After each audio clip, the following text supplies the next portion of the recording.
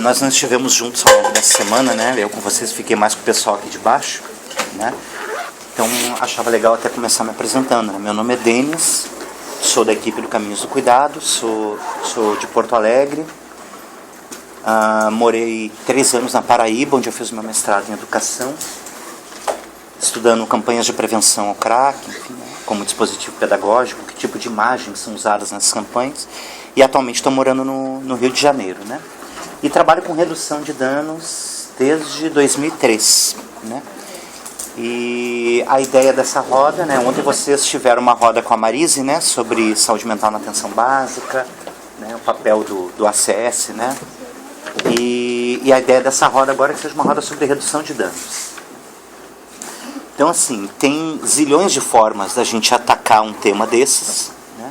Era preciso fazer uma opção e eu fiz a minha, né? E o que eu quero compartilhar com vocês é uma perspectiva histórica, né? Porque uma das ideias que o Emerson Henrique que compartilha, ele não é o único, mas ele é um cara importante que compartilha essa ideia, né? De que as tecnologias leves de cuidado das quais ele fala, né? Que são essas tecnologias que não são o raio-x, que não é o estetoscópio, enfim, essas tecnologias relacionais, elas têm uma história, né? A escuta clínica, tudo isso. Michel Foucault trabalhou com isso maravilhosamente bem, né? Sobre a história dessas tecnologias de cuidado, enfim, né? Seja na clínica, enfim. E eu pensei em fazer uma abordagem desse tipo com vocês, fazer uma abordagem histórica do cuidado dirigido a pessoas que usam álcool e outras drogas. E a partir do momento em que a redução de danos aparecer nessa história, a gente vai esmiuçar um pouquinho mais, né? Fazer uma coisa bem geralzona mesmo até chegar nesse ponto. E quando chegar nesse ponto a gente afina um pouco mais, começa a trazer um pouco mais de detalhes, em vez de fazer uma coisa mais linha do tempo. Eu acredito que essa é uma perspectiva interessante, até porque a gente tem bastante, nós temos muitos trabalhos aí que problematizam a história da loucura, a história da saúde mental, a história da clínica e tudo mais, mas a gente não tem muito esse olhar histórico sobre o cuidado dirigindo a pessoas que usam álcool e outras drogas. E eu acho que uma das formas da gente conseguir problematizar e ter um olhar mais crítico sobre as coisas que a gente faz hoje é a gente entender um pouco mais de onde elas vêm, qual é a história delas. E no que tange álcool e drogas, isso praticamente não existe isso, né? Mesmo para montar esse bate-papo que eu trouxe aqui para vocês, foi preciso buscar um meio parágrafo daqui, uma orelhinha de livro, porque a gente não tem uma obra, né? Como tem lá o Foucault, a história da loucura, enfim.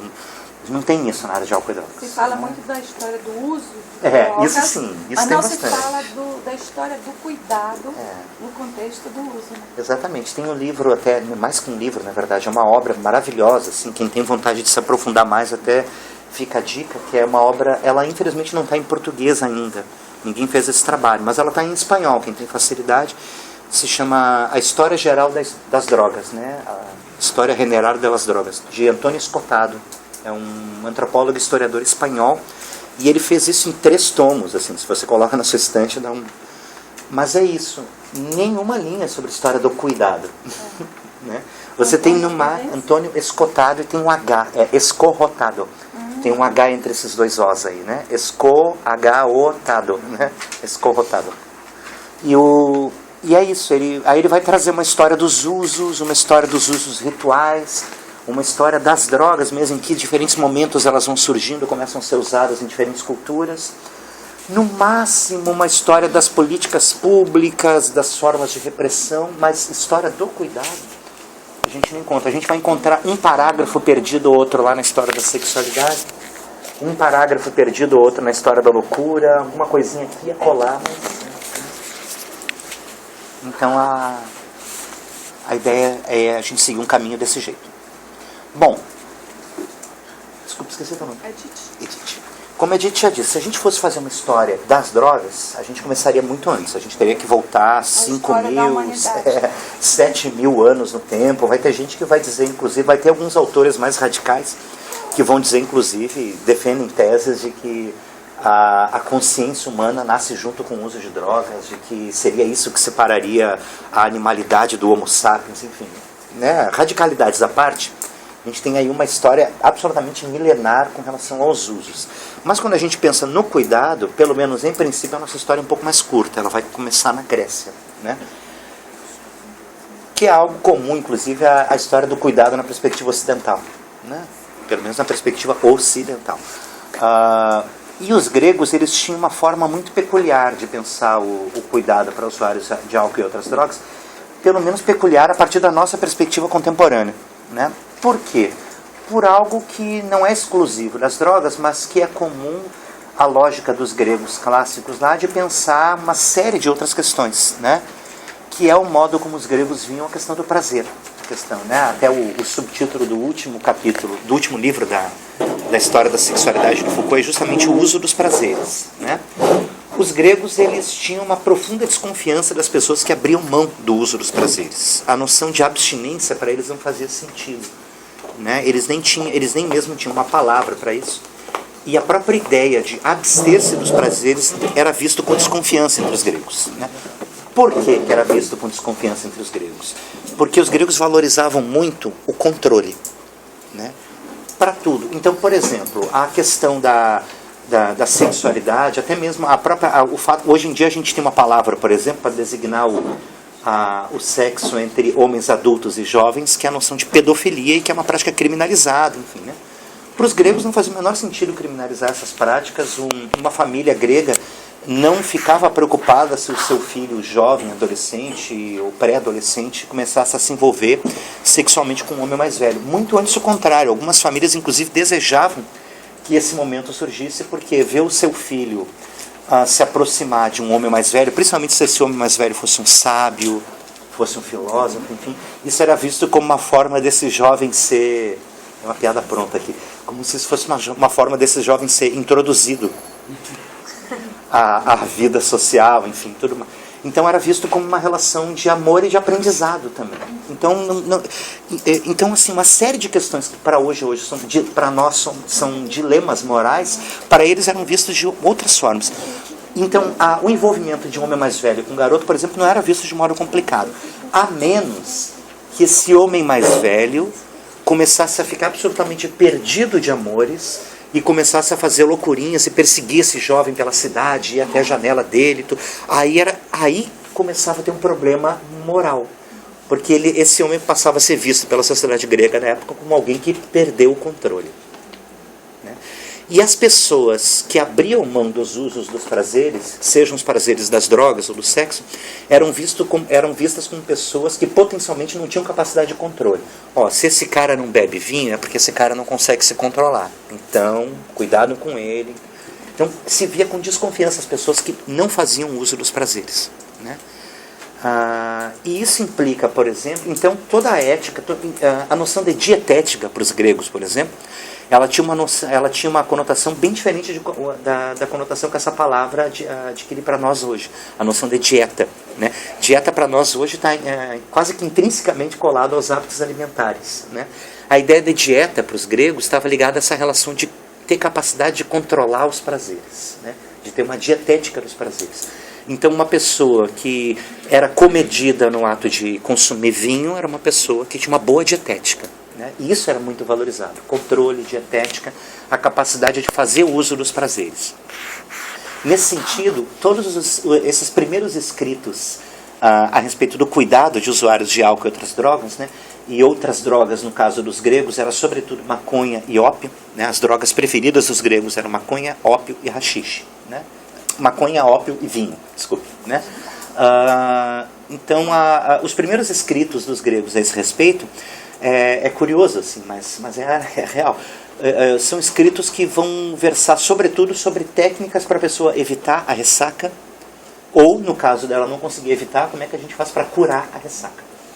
Você não vai encontrar escritos do Hipócrates ou do Galeno dando técnicas de como ajudar as pessoas a abandonar o uso dessas substâncias. Isso não existe. Você não vai encontrar esses escritos na literatura médica grega, né? Então, aí a gente já tem... Ou seja, é como se no seu nascimento, essa lógica do cuidado para usuários de álcool e drogas lá na Grécia é como se...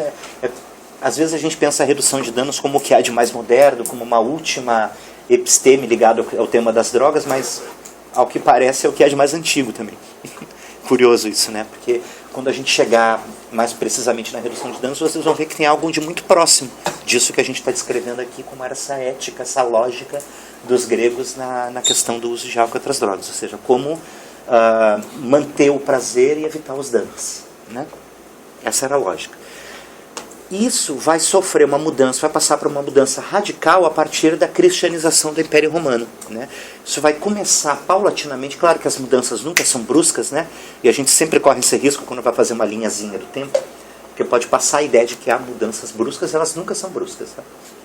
Mas a gente começa a ter um cenário de mudanças a partir da cristianização do Império Romano, a partir do aprofundamento dessa cristianização do Império Romano, a partir do próprio esfacelamento do Império Romano e da nossa entrada naquilo que a gente chama hoje de a Noite de 1000 anos, né? Período da Idade Média, né? Da Inquisição e tudo mais. Paulatinamente, né? Obviamente que não de uma hora para outra, a gente vai começar a ver uma mudança. E se antes a gente tinha uma desconfiança com relação à abstinência, a partir da cristianização do Império Romano, do fim do Império Romano e da entrada na Idade Média, isso vai começar a se inverter. E vai haver exatamente o contrário, uma profunda desconfiança com o uso dos prazeres, e não com a abstinência dos prazeres. Ou seja, a partir desse momento, todo mundo que faz uso dos prazeres começa a ser visto com desconfiança. Sobretudo, né, os prazeres relacionados ao uso de drogas que não o álcool. Que não o álcool. E por que, sobretudo, com o uso de substâncias que não o álcool? Porque o uso dessas substâncias que não o álcool, né, dessas substâncias vegetais, e aí a gente tem uma infinidade dessas substâncias, né, elas vão paulatinamente serem associadas à bruxaria, né? E é muito curioso que a gente perceba, né, que tanto o uso dessas substâncias é associado à bruxaria, quanto a bruxaria passa a ser vista como uma dimensão do feminino, né? Se fala muito pouco dos bruxos que vão à fogueira durante a Idade Média, mas se fala profundamente das bruxas, né? E quando a gente pensa na época, a gente pensa na realidade, inclusive contemporânea, na realidade popular, sobretudo na realidade popular contemporânea, a gente percebe que esses saberes a respeito das plantas, dos chás, dos ungüentos, seguem sendo saberes da ordem do feminino. Né? Não foram poucas as bruxas durante a Idade Média que foram enviadas para a fogueira e que durante o seu processo inquisitório, uma das provas levantadas era justamente o fato de que se encontrou nas suas cozinhas chás, plantas, enfim. Né? E curiosamente a gente está falando não apenas das plantas, né, aquilo que alguns estudiosos contemporâneos vão chamar de as plantas superpoderosas, né? Super powerful plants. Né? Não apenas essas plantas de poder, essas plantas malucas, mas até mesmo as plantas mais prosaicas, como camomila, erva doce e qualquer coisa. Não havia uma profunda desconfiança do envolvimento com plantas, sejam essas plantas malucas, quanto plantas que a gente usa hoje em dia até para dar para criança, né? Tem um filme muito legal que certamente vários de vocês viram, porque já passou até em sessão da tarde e tudo. Quem não viu, fica a dica, porque é um filme lindo, chama O Nome da Rosa. Acho que muitos já viram, né? Quem não viu, fica a dica, maravilhoso. No Nome da Rosa, Sean Connery faz o papel de um monge franciscano. E um monge franciscano que gostava de ciência. Ele já se envolvia com pesquisas e tudo mais, né? Então tem uma cena do filme que talvez tenha passado batido porque ela é muito sutil. No livro, essas questões são tratadas com muito mais profundidade. O filme tem essa limitação do tempo, são apenas 2 horas, né? Então o diretor ele achou um jeito muito sutil de inserir essa questão no filme. Talvez alguns de vocês lembrem dessa cena, talvez muitos nem lembrem, porque ela é muito sutil. Tem um momento em que o personagem do Sean Connery ele está no seu quartinho lá no mosteiro, e aí alguém bate a porta. E dentro do quartinho ele está ali com a mesinha dele, cheia de plantas, de ervas e tudo mais. Aí alguém bate a porta, é justamente o abade do mosteiro. E havia, nesse momento histórico, toda essa desconfiança com relação a qualquer pessoa que se envolvesse com qualquer tipo de pesquisa. Enfim, né? Ela era vista com maus olhos. Afinal de contas, a sabedoria vem de Deus, e não da pesquisa humana, né? Então qualquer tipo de... O limite entre ele fazer pesquisa e se envolver com o diabo era muito sutil. As pessoas não tinham, né? Então, quando alguém bate a porta e ele percebe que pode ser o abade, o que ele faz? Antes dele abrir a porta, ele rapidamente esconde todas aquelas plantas, tudo. Mas é engraçado porque ele ainda esquece em cima da mesa um par de óculos, né? Que também não era visto com óculos também não eram vistos com bons olhos. Porque também era fruto da pesquisa, né? Então o abade entra, não vê nenhuma planta, mas ele vê ali em cima da mesa aquele par de óculos, aí ele já olha com uma cara desconfiada, assim, tipo, Mas aí a cena avança, é muito sutil. É uma forma que o diretor usa para introduzir esse tema no filme, um tema que no livro é tratado com muito mais profundidade. Assim. Então a gente está num período histórico onde esse envolvimento com plantas era visto como uma prova de envolvimento com bruxaria, né? Independente de serem efetivamente plantas utilizadas nesses rituais, nos sabás, né? nos sabás, que eram esses rituais sagrados, enfim, das bruxas lá medievais, enfim, tanto essas plantas realmente alucinógenas, quanto as plantas mais prosaicas, os caras não sabiam a diferença. Né? Também, gente, ao longo da... e o tratamento, né? O tratamento dado aí ao uso de álcool e pastores era o tratamento da conversão, seja essa conversão possível em vida, ou seja a conversão obtida através de uma confissão feita no momento da fogueira. Tipo, peça perdão, você vai ser queimada. Tipo, não dá para chamar isso de tratamento, mas enfim, para os padrões da época era. Tipo, o corpo dessa pessoa não tem mais salvação, vamos salvar pelo menos a alma. Né? Então ela que se arrependa na hora da fogueira, né? E vamos ver se Deus acolhe esse pedido de perdão. Esse era o tratamento dado, né, às pessoas que faziam uso de drogas, ainda que o tema droga nem fosse um tema ali. Né? Essas pessoas não estavam sendo tratadas pelo uso de drogas, estavam sendo tratadas por serem envolvidas com demônio e tudo mais. Né? A droga era apenas uma prova desse envolvimento. Né?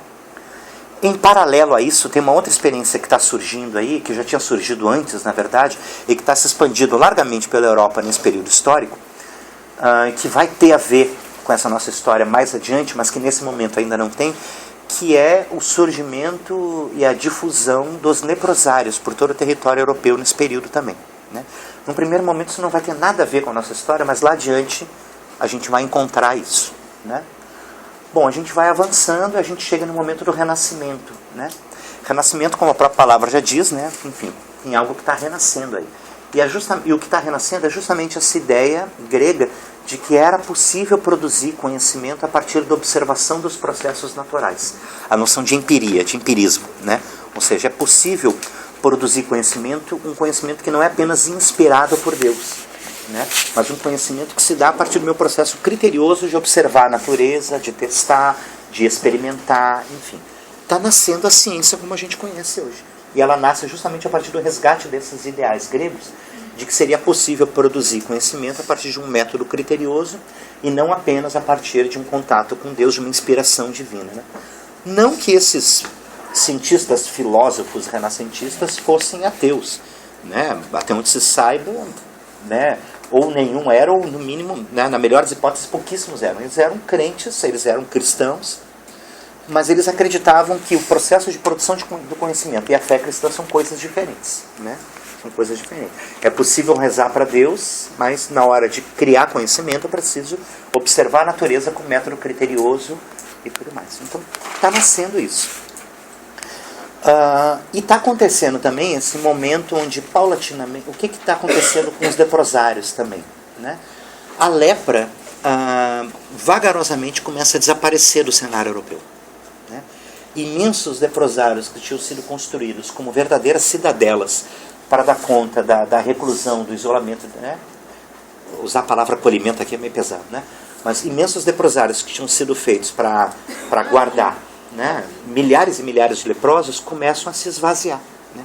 Então você tinha, na História da Loucura, o Foucault fala sobre isso, ele chega a dar os números, né? Ele fala lá de um leprosário em Cologne, na Alemanha, que tinha capacidade para 5.000 leprosos e de repente tinha ali menos de 50 leprosos. Leprosários no interior da França que tinham capacidade para 3.000 leprosos, e eu estou usando a palavra leproso de propósito, né? Porque era a expressão usada na época, não se falava não havia perspectiva do politicamente correto que dizia, isso, né, carrega de estigma e preconceito, então não. A ideia era excluir mesmo, porque afinal de contas essas pessoas eram consideradas amaldiçoadas por Deus, enfim. Então, esses lugares, então você tinha lá leprosários no interior da França com capacidade para 3.000 leprosos e que de repente tinha lá meia dúzia de gato pingado lá dentro. E isso produz um problema para as autoridades europeias, né? Um problema econômico. O que a gente faz com esses lugares ociosos? Né? Esse problema vai se estender por algum tempo, até que na França, inicialmente o pessoal vai ter uma ideia, que depois vai se espalhar ao redor de todo o planeta, né? A ideia de, olha, a gente não tem mais os leprosos para colocar nesses lugares, né? Mas nós continuamos tendo os indesejáveis das cidades, né? Nós continuamos tendo populações consideradas incômodas, né? Então esses lugares onde, então se a gente não tem mais os indesejáveis leprosos, nós ainda temos os indesejáveis mendigos, os indesejáveis moradores de rua, os indesejáveis loucos, as indesejáveis adúlteras, e aqui sempre o gênero feminino, né? Porque adúltero nunca ia para esses asilos, que foi o novo nome que esses lugares passaram a ter. Eles não se chamavam mais leprosários. Nesse primeiro momento eles passaram a ser chamados de asilos. Michel Foucault vai chamar esse momento de a grande internação, né? E o Michel Foucault vai dizer para a gente, num desses, isso que eu falei que a gente vai pegando um parágrafozinho aqui a colar, num dos parágrafozinhos soltos da história da loucura, ele vai nos dizer que sempre houve lugar reservado para os bêbados, sobretudo para os bêbados de rua, nesses lugares, né? Dentre a vasta população de indesejáveis. Pedrão ontem me lembrava que também tinha lugar para os bruxos e bruxas, né, Pedro? E os mágicos. E os mágicos, isso mesmo, para os mágicos, que eram mal vistos também, né? Então, num primeiro momento, a gente começa a mandar todo mundo que era indesejável para dentro desses lugares. Isso começa, sobretudo ali na região de Paris. O Foucault vai falar para a gente que, num determinado momento, cerca de 25% da população de Paris estava internada em lugares desse tipo, né? Qual é a população de Salvador hoje, por exemplo, a gente tem uma ideia? 3 milhões. Então, 25% da quando é muita gente, né? Dá para imaginar um troço desse tamanho? Né? Era um troço. Por isso que o Foucault vai chamar de a grande internação. Ou seja, olha a quantidade. Uma instituição total. Totalíssima. Se a gente chama manicômio de instituição total, que nome a gente daria para isso? Por isso que o Foucault ele vai chamar isso de um processo, na verdade, que ele chama de a grande internação, né? É uma coisa absurda. Lembra um pouco aquele conto fantástico do Machado de Assis, né? A Casa Verde, né? O alienista, né? Que é isso, o Dr. Simão Bacamarte, em um determinado momento, praticamente toda a população da cidade lá estava dentro do hospício, né? Praticamente toda a população, né? Quem, não sei se todo mundo conhece, mas vale a pena, é um conto do Machado de Assis chamado O Alienista. Curtinho, é uma coisa que a gente lê assim, uma tarde ou menos, é muito curto. Bom, e aí é isso, o asilo, então, o leprosário está virando asilo, né? E quando esse leprosário que vira asilo, quando esse asilo, ele encontra esse momento aí do renascimento, essa produção de um ambiente aí que vai resultar depois nisso que hoje nós chamamos de ciência, né? Também começa a ter uma mudança paulatina também. Esses lugares que sempre foram lugares sob os cuidados de religiosos, né, de padres e freiras, né, paulatinamente esses profissionais da fé começam a ser substituídos por profissionais da saúde que começam então a nascer e tudo mais, né? É como se o médico fosse paulatinamente dando lugar à figura do médico, do alienista, né? E as freiras vão paulatinamente dando lugar às enfermeiras nesses lugares, né? Isso, eu sempre insisto, isso sempre em processos graduais e lentos, né? E esse olhar científico que começa a surgir em contato com esses lugares também começa a produzir um movimento de isso que o modelo cartesiano faz tão bem, né? O modelo cartesiano é pródigo e expert nesse tipo de trabalho. Esse trabalho de lançar um olhar sobre essas populações internadas nesses imensos asilos e um olhar de catalogação e separação, né? Pô, para aí, tudo bem. Aqui dentro estão todos os indesejáveis, mas esses indesejáveis não são todos iguais, né? Aqui a gente tem gente que a gente pode chamar de louco, gente que a gente pode chamar de pequeno delinquente, gente que a gente pode chamar de mendigo, gente que a gente pode chamar de bêbado, né? Os problemas políticos também, enfim, os inimigos políticos dos poderosos, as adúlteras, enfim. O pessoal começa a lançar esse olhar que cataloga, que separa, que com o passar do tempo, inclusive, vai permitir o surgimento de instituições separadas também, né? Aí o asilo, a gente vai guardar essa expressão cada vez mais, não somente para os espaços onde se segregam os velhos, né? Os manicômios ou hospícios como os lugares onde a gente segrega os loucos e também os usuários de álcool e drogas, né? E os presídios como os lugares onde a gente vai segregar os ditos larápios, marginais, enfim, né? Tudo isso. Então a gente vai começar a ter a emergência desses lugares, né? E aí o lugar propriamente da saúde desses touros vai acabar sendo o manicômio, né? Então é importante a gente perceber isso, quanto duas doenças tão diferentes como loucura e lepra, né? E hanseníase, né? Estão unidas por um mesmo fio histórico, né? Curiosamente falando, né? Em função do fato de que esses leprosários vão se tornar os asilos, que vão se tornar os manicômios posteriormente falando, né? E esse olhar científico em contato com a loucura dentro desses lugares vai começar a produzir também, vai começar a permitir a produção de técnicas de cuidado, né? Se é que a gente pode chamar isso de cuidado também, né? Mas, enfim, se a gente tiver um olhar menos moral para a expressão cuidado, a gente vai poder entender, sim, que a gênese do cuidado em saúde mental está aí mesmo, né? E aí é muito importante, inclusive, a gente admitir isso, que a história do cuidado, a nossa história enquanto trabalhadores de saúde ligados à saúde mental, é essa história de horror, de reclusão, de marginalização, né? Essa é a nossa história de cada um de nós que trabalhamos com saúde, de algum modo ligados ao tema da saúde mental. Interessante que ele já escreveu Vigiar e Punir, né? Exatamente, a história dos presídios. Né? No livro de Foucault, Vigiar e Punir, não sei se vocês já conhecem, é bem interessante que ele fala isso mesmo. Qual era o objetivo ali do asilo? Vigiar e punir. E na história dos manicômios também. Né? Também. Eu já estava esquecendo um ponto, você lembrou, isso é muito importante. O hospital como uma máquina de curar, seja o hospital geral ou o hospital... Não para quem está ali dentro, mas para quem está fora. No caso do hospício, por tudo isso que a gente já falou, pela questão da periculosidade, né? Essas pessoas eram vistas como pessoas perigosas e elas eram jogadas lá para dentro, sobretudo para proteger quem estava fora, né? Mas aí vocês podem me dizer, tá, mas o hospital geral também? O hospital geral também, mas não no sentido de protegê-los do risco da loucura, e sim no sentido de proteger quem estava fora dos riscos da peste, né? Era muito mais uma proteção social, proteger a sociedade, do que proteger, né? Um risco de contaminar todo o restante da população, a gente joga lá para dentro para que ela se contamine entre si e quem está fora está protegido. Então é curioso a gente perceber isso, que o hospital, ele não surge, historicamente falando, seja o psiquiátrico ou o geral, ele não surge como uma máquina de curar. Isso é uma invenção muito recente. Né? Mas em que sentido você falou aí da questão de que surge o cuidado na Idade Moderna? Porque você falou aí da Idade Antiga, né, os gregos. Aí você tem os 12 séculos, eu diria, 120 anos de história da Idade Média, que foi a questão teocêntrica, né? Sim. E toda essa associação. E depois a Idade Moderna, século XV, século XVI.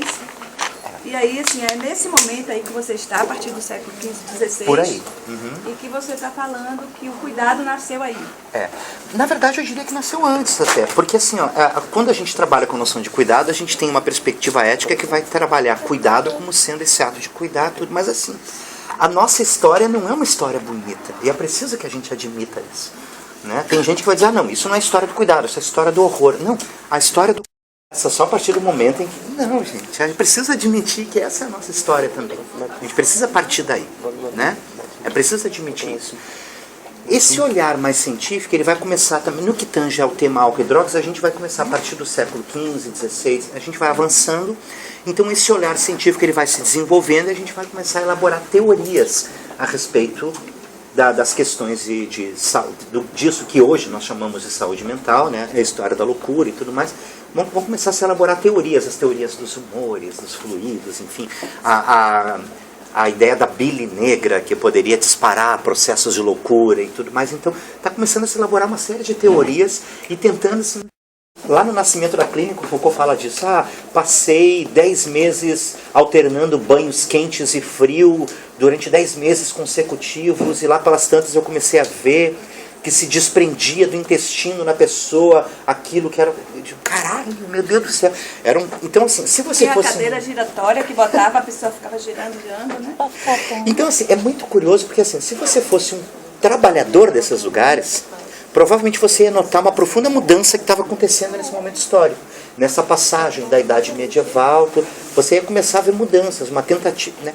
Mas se você for sofrendo, uma boa expressão. Para quem estava sofrendo aquele tratamento, aquilo era mero sofrimento, cara. Não via aquilo como um tratamento. Até porque não dava resultado. Não dava resultado. Mas está surgindo, então, uma ideia de tentar entender esses processos A partir do empirismo, a partir da observação dos processos naturais, surge a noção de história natural da doença. É preciso observar como a doença surge, como ela se desenvolve, como ela mata a pessoa. E quando a gente compara com as exclusividades a respeito de espiral de DNA, parece engraçado. Tem alguns fragmentos que a gente encontra a pessoa que fala assim: o que um pai alcoolista, nem era alcoolista, era bêbado mesmo, o que um pai bêbado passa para o seu filho não é o hábito aprendido em casa, mas é, olha só que engraçado, um pedaço do próprio tecido cerebral defeituoso que passa de pai para filho. Parece engraçado, mas não é tão diferente da ideia de que você passa um pedacinho do seu DNA. Isso, não é tão diferente assim. A pessoa, não tem jeito, porque já é uma questão, o pai bebia, a mãe bebia. Então... Exato. E essas ideias vão começar a nascer lá na virada do século XVII para o XVIII, tudo. Então, a gente vai avançando e começam a surgir alguns pilares que vão ser pilares do modelo positivista de pensar o tema loucura, o tema álcool e drogas. Não só esses temas, mas uma série de outros. A noção do higienismo social como estratégia de tratamento, né, de limpeza, de eugenia. É preciso purificar a raça, né? Se tem algo de hereditário aí, é preciso evitar esse repasse. Exato. A gente está vendo aí a emergência, exatamente. A gente está vendo lá no século XVII algo que vai depois embasar o modelo nazista no século XX. Olha que curioso, né? Então a gente tem isso. A ideia de um cientificismo tecnicista, a ideia de que é apenas o saber científico que vai encontrar saídas, né? Higienismo social, a noção de hereditariedade, a noção de higienismo, hereditariedade e cientificismo, né? Esse tripé positivista que vai inspirar profundamente todo o tema, né, o tema do cuidado em saúde mental, o tema de usuários de álcool e drogas. Mas notem também que tem uma outra coisa em paralelo acontecendo aí que também vai ser importante, que é o seguinte, quer dizer, eu falei para vocês, a gente teve aí toda essa longa noite de 1000 anos, onde o uso dessas substâncias ele era proscrito, né? Em paralelo a isso, no mundo muçulmano, o uso dessas substâncias todas, ele segue sendo cultivado e pesquisado pelo menos até 1200, 1300, quer dizer, enquanto na Europa isso já estava proscrito há alguns séculos, os muçulmanos seguiam. Apenas a partir de 1200, 1300 é que os muçulmanos também vão começar a... E tanto que é curioso, quando os alquimistas, né, enfim, quando esses primeiros filósofos, cientistas, alquimistas começam a voltar a estudar essas plantas medicinais e malucas, né, malucas e medicinais muitas vezes se juntam, inclusive, né, eles vão buscar justamente esse saber muçulmano, esse saber oriental que ainda estava preservado, porque nas bibliotecas ocidentais isso tinha sido praticamente destroçado por completo. Então esses primeiros cientistas ocidentais é lá no saber muçulmano, asiático, que eles vão buscar, o oriental, né? Então, o que acontece? Com o advento do Renascimento, esse período de proscrição, né, em que essas plantas estavam proscritas, ele paulatinamente, de novo, começa a desaparecer e novamente começa a se mergulhar profundamente no estudo dessas substâncias, que lá adiante, alguns séculos depois, vai resultar o século XIX. Eu gosto de chamar a atenção para o século XIX, porque o que acontece? Começa a se levantar qualquer ideia de restrição ao uso dessas substâncias, né?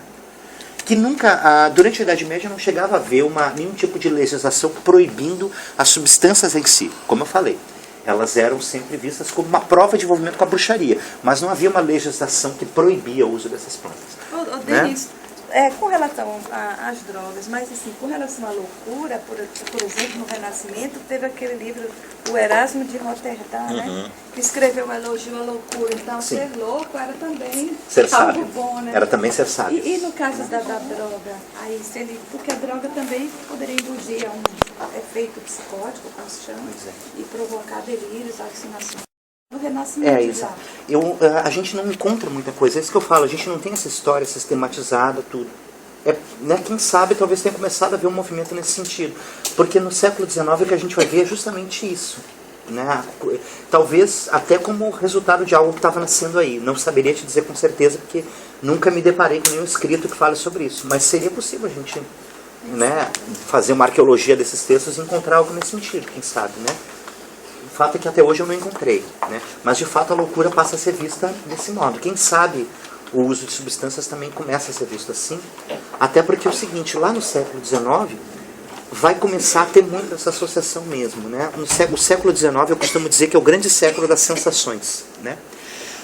Se fala muitas vezes, né, de que os anos 60, o movimento hippie foi importante para a difusão do uso de drogas ao redor do planeta, como uma espécie de propaganda do uso de substâncias e tudo mais. Gente, os anos 60, perto do século XIX, é brincadeira de criança. O século XIX foi a grande explosão. Assim. Essas substâncias não eram proibidas, havia toda uma série de propagandas em torno delas, sejam propagandas no sentido literal mesmo, quanto propaganda no sentido, por exemplo, da literatura. Você vai encontrar no século XIX uma profusão imensa de textos. No Brasil, na Europa e também no Brasil já começam a aparecer textos de escritores que vão produzir obras imortais, inspirados por usos dessas diferentes substâncias. O mais famoso de todos é o Baudelaire, com seus paraísos artificiais. Mas ele não era o único. Você tinha uma imensidão.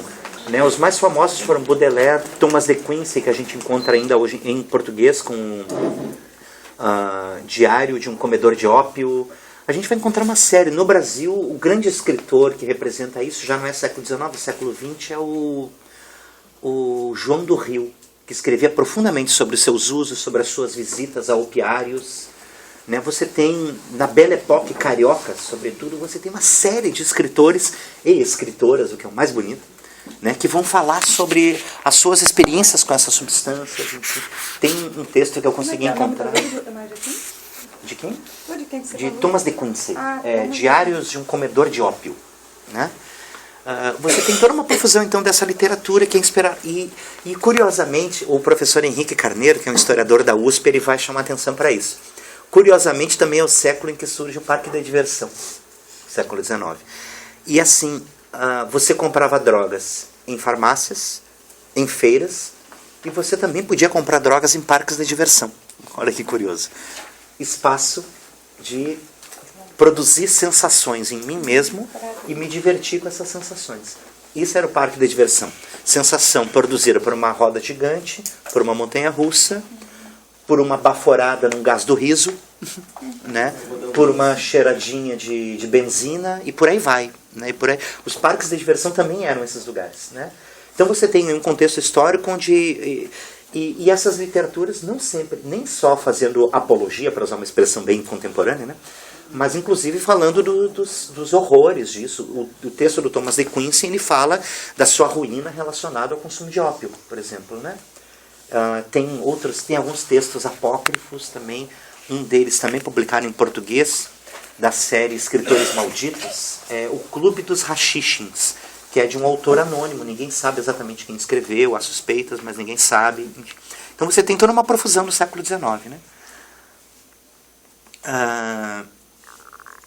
E o tema do cuidado está se desenvolvendo aí também. As pessoas que faziam uso, principalmente as pessoas endinheiradas, né, que faziam usos dessas substâncias, também encontravam aí, quando queriam, espaços para tratamento, e esses espaços para tratamento eram basicamente os espaços de reclusão. Né? A gente continua tendo aí um modelo de higienismo social que está jogando dentro desses imensos manicômios. Né? Essa população indesejável, sigo falando, sempre houve lugar para os bêbados de rua, para os mendigos, enfim, nesses lugares. Né? E as pessoas mais endinheiradas tinham lá suas clínicas de repouso e tudo mais, onde o pessoal está muito mais trabalhando com uma noção de simplesmente afastar essas pessoas do contato com as substâncias do que um tratamento em saúde. Um tratamento ele acabava se restringindo tão somente a isso. Na literatura brasileira da virada do XIX para o século XX, a gente vai encontrar também já a descrição de alguns desses lugares, sobretudo ali na fronteira entre Rio de Janeiro, São Paulo, Minas Gerais. Sobretudo lugares de interior, essas clínicas de repouso, que a gente também vai encontrar aqui na história brasileira como sendo lugares para tratamento da tuberculose. Né? Esses lugares havia toda uma crença de que esse ar da montanha, esse ar fresco da montanha, distante da cidade, tudo, era terapêutico por si só. Então esses eram os lugares para o tratamento da tuberculose. E também do uso abusivo de álcool e até mesmo de algumas outras drogas que já começavam a chegar, sobretudo para as camadas mais abastadas da sociedade, né? Como a cocaína, a morfina, principalmente cocaína e morfina, que eram as preferidas. Aquilo que se não me engano, era Ulisses Pernambucano, eu acho que era esse o nome dele, um dos pesquisadores da época, que escreve um livro clássico chamado Os Vícios Elegantes, né? Eu acho que era Ulisses Pernambucano, posso estar enganado no nome, mas o nome do livro era esse, Os Vícios Elegantes. Era psiquiatra, né? Era psiquiatra, né? Então, na virada do 19 para o 20, você já está tendo essa transformação aí, né? Mas continua esse modelo, né? O pessoal está pesquisando, está buscando, mas continua esse modelo da reclusão, da exclusão. O pessoal não encontra outros caminhos, né? No século XX começam a aparecer as primeiras dissonâncias, né? Talvez uma das primeiras grandes dissonâncias é representada pelo Freud, né? A emergência da psicanálise, né? O Freud que era um usuário e um prescritor de cocaína, né? Aliás, cocaína que era vendida em farmácias nessa época, e a Merck, né, que era o grande laboratório, a propaganda da cocaína era essa, né? Seja feliz, use cocaína. Essa era a propaganda, né? E era usado, assim, o Freud ele chegou a tratar pacientes, né, de depressão usando cocaína, e na época não tinha essa coisa que a psicanálise mais adiante vai desenvolver, né, não, pô, uma pessoa que é do meu círculo de amizades, tudo. O Freud, ele tratava um amigo pessoal dele com cocaína e o cara acaba morrendo de overdose. Aí que ele começa até, opa, para aí, não é bem assim. Mas durante muito tempo ele foi um prescritor entusiasta da cocaína, assim, né? E um usuário também, né? E curioso, sobretudo o uso endovenoso, né? Sobretudo o uso, né? A galera sobretudo tomando cocaína, né? Não se cheirava muito cocaína nessa época, até porque é muito mais caro cheirar do que tomar. Você tem que usar muito mais droga quando você cheira do que quando você toma, né? E outra coisa, nessa perspectiva médica também, é muito mais fácil você ter um controle da dose quando você injeta do que quando você cheira, né? Então o jeito de usar é sobretudo endovenoso, né? A seringa que foi inventada lá no século XIX também, a Pravaz, né? E que acaba também produzindo toda uma outra história, porque tem muito de uso problemático de algumas drogas que emergem junto com a seringa. Isso também é algo curioso. O jeito de usar, isso vai ser profundamente importante para a gente pensar o tema da redução de danos mais adiante. O jeito de você usar uma droga implica em transformações no impacto que ela vai ter sobre a sua saúde, no impacto do efeito, a possibilidade maior ou menor de você ter uma relação de controle. Por exemplo, os chineses usaram ópio milhares e milhares de anos e nunca tiveram nenhum tipo de problema com isso. Em que momento os chineses começam a ter problemas sérios com ópio? No século XIX, a partir do momento em que, em função do contato com os ocidentais, eles aprendem que é possível você consumir substâncias fumando. Hábito que os europeus aprenderam com os nativos aqui da América, né? E que levaram para a Europa, e da Europa isso chega na Ásia. Quando os asiáticos, né, quando os chineses descobrem que é possível fumar substâncias, né, eles começam a fumar ópio. E só então você começa a ter amplos problemas de saúde pública ligados ao uso de ópio na China. Quando eles passaram milhares de anos comendo ópio, eles não tiveram problema. Olha que curioso, né? Interessante isso. E com outras substâncias também. Você começa a ter sérios problemas com a morfina, por exemplo, a partir do momento que a galera começa a injetar. Você começa a ter problemas mais sérios com a cocaína também, a partir do momento que a galera começa a injetar. Antes disso, não. Né? É curioso, isso é muito importante da gente entender. O uso de substância, o modo como você usa uma substância. Por exemplo, tem muita gente que trabalha com a ideia de que o crack é uma nova droga. O crack não é uma nova droga. O crack é a velha cocaína que o Freud usava. Né? A diferença é que ele é feito de um jeito que permite que ele seja fumado. Né? E assim, a gente sabe que uma pessoa que cheira cocaína, o efeito demora algo em torno de 10 minutos para começar e vai começando lentamente. Né? O boom mesmo, né, o máximo do efeito vai demorar ali entre 15 e 20 minutos para acontecer. Quando você injeta, você demora pouquíssimos minutos, 1 minutinho, 2 minutinhos. E quando você fuma, é instantâneo. Pá, é uma paulada. Assim. E demora muito menos para acabar também. Né? E também demora muito menos. Então, isso vai interferir profundamente no tipo de relação que as pessoas vão estabelecer com essas substâncias. Então, é curioso a gente perceber que não é só a substância, é o jeito que ela é usada. Né? No caso da maconha, por exemplo, os fumadores de maconha, eles sabem muito rapidamente quando o efeito já começou e quando eles já atingiram o efeito desejado. Tanto que é muito comum numa roda de maconheiro, o baseado está circulando, e daqui a pouco chega um momento da roda em que alguns começam a dizer, não quero mais, estou bem, passei. Tá? É muito comum, porque a galera rapidamente começa a perceber. Outra forma que é menos comum, mas que também é bastante usada, de consumir maconha é quando você come maconha. Né? Come maconha. E não é simplesmente comer a erva, você tem que prepará-la misturando-a em gordura animal. Né? Então o pessoal mistura na manteiga ou no leite. E o que acontece? O controle do efeito desejado é muito mais difícil quando você ingere uma substância. Tanto que quando a gente vai tomar comprimidos, quem define a dose é o médico, né, gente? Porque é muito mais difícil. Por que é muito mais difícil? Porque o efeito só vai começar depois da digestão. Né? E aí, se você comeu um bolo de maconha e passou da dose, né, sinto muito, meu velho, você vai ter que esperar o efeito passar. Porque né, não há mais nada que possa ser feito. Né? Então é curioso isso, como o jeito de usar uma substância. O Antônio Escotado, né, que ele conta essa história das drogas, mas ele também fala muito desse, porque o Antônio Escotado ele usou milhares de drogas ao longo da sua vida inteira. Assim.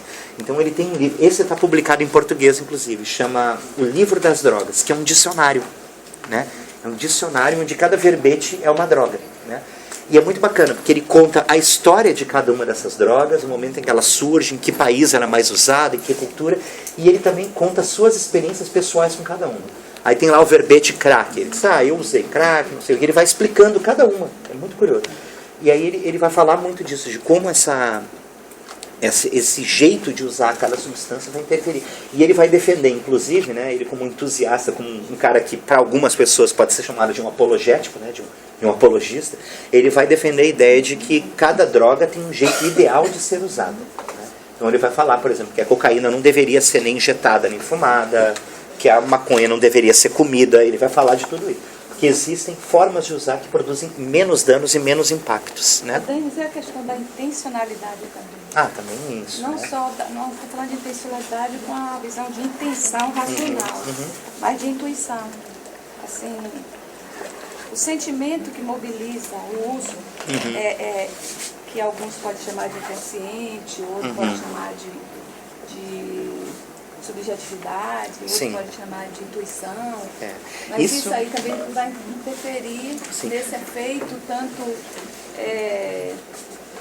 eu digo assim, da duração do efeito, do início do... Tipo, até mesmo da relação que você vai ter com o efeito. O Escotado ele também fala muito profundamente disso. Assim, ele vai dizer que durante muito tempo se catalogava e categorizava as drogas a partir da sua composição química. Né? E ele foi um dos primeiros caras a tentar modificar essa lógica, que acabou mudando mesmo. Né? Hoje a gente cataloga e categoriza as drogas em função dos efeitos que elas proporcionam. E aí as três grandes categorias são drogas alucinógenas ou perturbadoras, né? Drogas depressoras do sistema nervoso central e drogas estimulantes. Né? Aquilo que o Escotado vai chamar drogas para viajar, drogas para acalmar e drogas para ligar. Né? E durante muito tempo se trabalhava também a noção de efeito da droga. Isso talvez alguns de vocês tenham pego. Eu cheguei a pegar, inclusive. Né? E ainda hoje acho que se faz. Né? Você vai ver uma palestra sobre drogas onde o pessoal descreve o efeito, mas você percebe que a descrição do efeito é sempre uma descrição do efeito colateral. E nunca uma descrição do efeito desejado. É como se você fosse, na bula de um remédio, descrever os efeitos, que sei eu, de um... me dê, por exemplo, me ajudem um nome de um remédio, de um xarope para tosse. Alguém me ajuda? Ambroxol. Desculpa? Ambroxol. Ambroxol, por exemplo. Ele também, tomado em exagero, ele dá como vários, não sei... Pronto, bingo, exatamente. É como se você fosse descrever, o Ambroxol é usado para gerar taquicardia, tudo. Não é. Isso aparece lá como efeito adverso. Mas quando a gente fala das drogas, não é assim, das drogas recreativas, não é assim. Aparece lá, o efeito da maconha, taquicardia, não sei o que. Ele diz, não, mas não é por isso que o cara usa. Não é por isso que... Isso é efeito colateral, né? O efeito da cocaína é que a pessoa começa a ter sudorese nas mãos. Ele diz, não é por isso que a pessoa usa cocaína. Então, que também tem uma perspectiva moral aí, por certo, né? De praticamente abolir desses escritos, dessa reflexão, justamente o efeito desejado. O que a pessoa está desejando quando ela busca, né? E aí, é claro... Assim, agora tem essa questão moral relacionada a essa explicação racional, ficar buscando causa e efeito. Exato. Por que ele usa? Quais os motivos que levaram? Eu acho que tem que romper com isso também, né? Porque você vai continuar com essa percepção da moralidade à medida que você está buscando explicações, razões para... E explicações que muitas vezes passam ao largo, por exemplo, do tipo de efeito desejado na busca. Porque, de fato, assim, a gente até pode encontrar... Esse tipo de olhar, ele até pode nos ajudar, né, a pensar um trabalho clínico, um trabalho de produção de saúde, enfim, com um sujeito, por exemplo, que faz uso abusivo e absolutamente compulsivo de cocaína, por exemplo. Mas a reflexão tem que passar por esse efeito desejado pelo sujeito. Pô, o cara que está cheirando cocaína, ele não está querendo ficar calmo e relaxado, né? Quem está querendo ficar calmo e relaxado vai usar outras substâncias. Vai preferir o álcool, vai preferir maconha, vai preferir morfina, vai preferir heroína, né? O cara que quer... outra coisa curiosa também é essa ideia de que todas as drogas são potencialmente produtoras de relação de dependência. Na pesquisa clínica, por exemplo, a gente não vai encontrar na literatura nenhuma descrição de casos de uso compulsivo e dependente por parte de pessoas que fazem uso de substâncias alucinógenas.